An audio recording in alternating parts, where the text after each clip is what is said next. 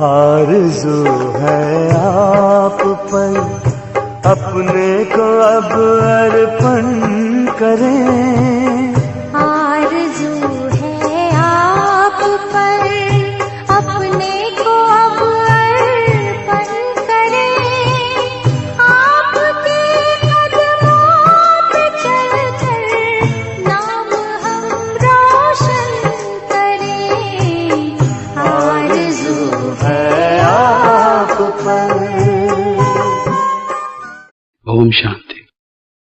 12वां है विभिन्नता। विभिन्नता, variety. Variety is the salt of life. Life में नवीनता हो, कुछ वैरायटी हो। एक ही चीज करते रहने से आदमी बोर हो जाता है। नए नए तरीके से करो, उसका प्रयोग करो।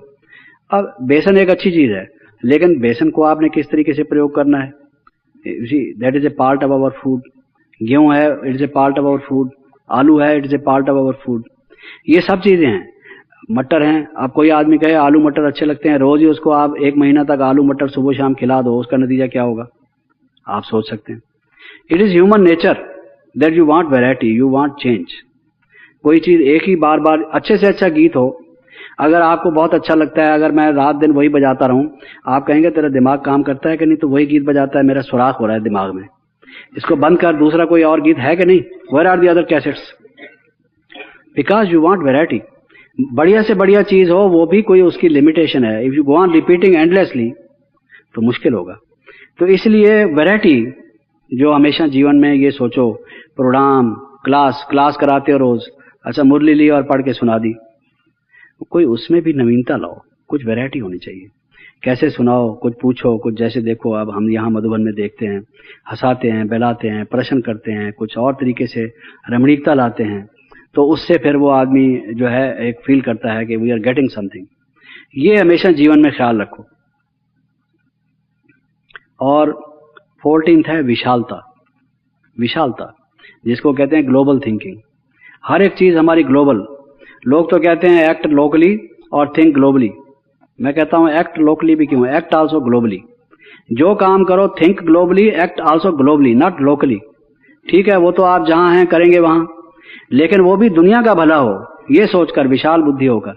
आपका जो कर्म हो, जो एक्शन हो, वो सारी वर्ल्ड को इन्फ्लुएंस करता है, वो लोकल को इन्फ्लुएंस नहीं करता। दुनिया इतनी इंटरकनेक्टेड है कि आप जो कुछ करते हैं, चाहे यहां करते हैं, उसका प्रभाव सारे विश्व पर पड़ता है, सारे ग्लोब पर। तो ये विशाल बुद्धि से, ये मेरा सेंटर, ये मेरी दीदी जी, ये मेरी जो इस तरह की बात हम करते हैं, उससे हदों से हटकर बेहद में, जिसको बाबा कहते हैं खड़े होकर, विशालता, इसको बाबा कहते हैं विशाल बुद्धि। तो विशाल बुद्धि से, विशाल दिल से, उदारता से, यज्ञ में जो सहयोग देना है उसमें भी हमारा हृदय विशाल हो। तो विशालता बुद्धि की भी, विशालता हृदय की भी, और विशालता दृष्टि की भी। दृष्टि भी हमारी विशाल हो। हमारा जो आउटलुक हो वो नैरो ना हो, विशाल हो। हर एक को एनकरेज करो। एक व्यक्ति गीत गाना इतना अच्छा नहीं जानता, उसने प्रयास किया है, उसको एनकरेज करो। तुम्हारे में गीत गाने की कला है, इसको और विकास करो, तो वो पनप जाएगा। और अगर आप समझोगे गाना तो जानते नहीं, कवे की तरह से काहे करते हो, हटो ये काय को बोलते हो, तुम्हारा इस तरह से, यू डिस्करेज दैट मैन, तो सारी उम्र के लिए वो बेचारा खत्म हो जाएगा। तो ये विशाल दृष्टि रख के हर कोई आगे बढ़े, हर किसी का भला हो, हर किसी को हिम्मत दिलाओ, एनकरेज करो, मौका दो। ये तो दृष्टि में भी विशालता, बुद्धि में भी विशालता, हृदय में भी विशालता। और मैं विश्व सेवा पर उपस्थित हूं, ये अपने को सोचो, विश्व सेवा पर उपस्थित हूं, वर्ल्ड सर्वेंट। उसमें भी हद में ना हो कि मैं इस सेवा स्थान की सर्विस पर हूं, विश्व सेवा पर उपस्थित हूं। बाबा कहते थे कि जब मैं मुरली सुनाता हूं तो मैं ये नहीं देखता जितने बच्चे मेरे सामने बैठे हैं, सभी सेंटर्स के बच्चे, सारे विश्व के बच्चे मेरे सामने होते हैं। तो बाबा जो खास कई दफा कहते, हम जब विदेश की सेवा पर जाने लगे तो हमने बाबा से पूछा, बाबा हम क्या करें, हमें कुछ आप गाइडलाइंस दीजिए। तो बाबा ने कहा कि अभी से आप वो सोचने लगो। हमने कहा क्या सोचने लगे? कि आपके सामने सभाएं आ रही हैं, आप वहां भाषण कर रहे हैं, लोग आ रहे हैं, उनका आह्वान करो अपनी उससे। विश्व सेवा की पहले सोचो, अभी तक तुम इंडिया की सोचते रहे हो।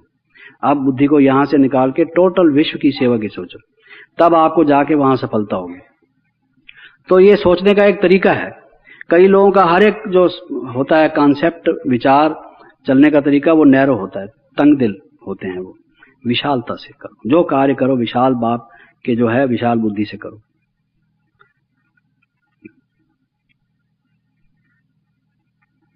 और दूसरा ये कि मैं विजयी वत्स हूँ, विजय का तिलक बाबा ने मुझे लगा दिया है, विजयी वत्स हूँ। विजय हमारी हुई पड़ी है, विजय हमारा बर्थ राइट है। ये जो बाबा ने कहा हुआ है, ये विजय का तिलक, जिसको बाबा कहते हैं तख्त, तिलक और ये ताज, बहुत सी मुरलियों में बाबा ने कहा है, ये समझ कर चलो तो फिर आपकी जो अवस्था है वो जो हम चाहते हैं वो ठीक होगी। ओम शांति।